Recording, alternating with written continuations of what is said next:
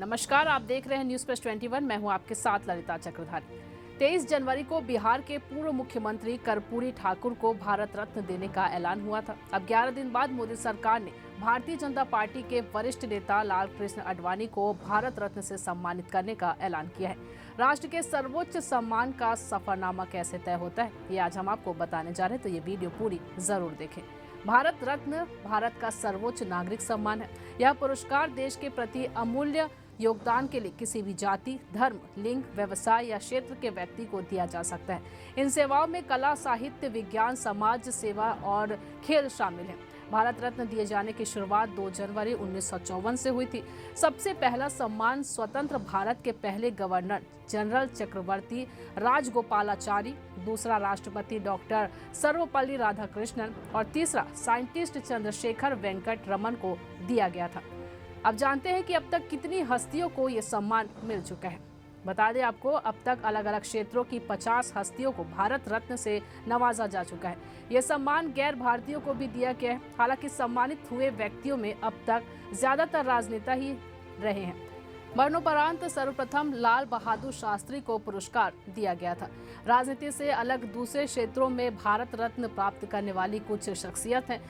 Scientist Chandrashekhar Venkat Raman, समाज सेविका mother Teresa, अर्थशास्त्री अमर्त्य सेन, गायिका लता मंगेशकर, उस्ताद बिस्मिल्लाह खान, क्रिकेटर सचिन तेंदुलकर, संगीतकार भूपेन हजारिका।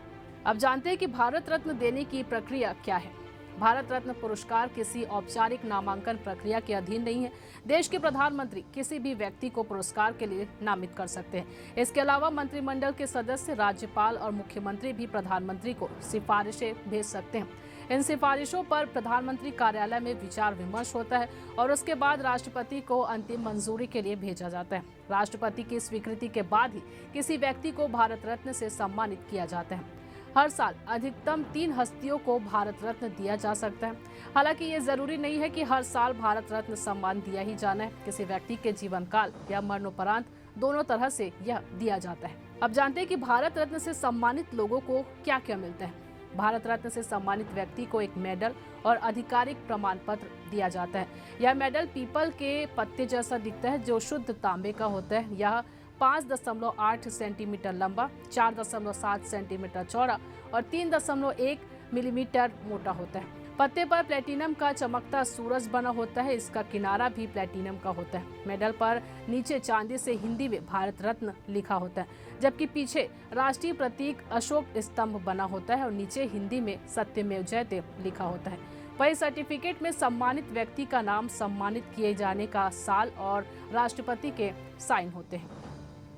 ये जानकारी आपको कैसी लगी, हमें कमेंट करके जरूर बताइए। लगातार ऐसी ही जानकारियों से जुड़े रहने के लिए बने रहिए न्यूज प्लस 21 पर। आपके हक की बात।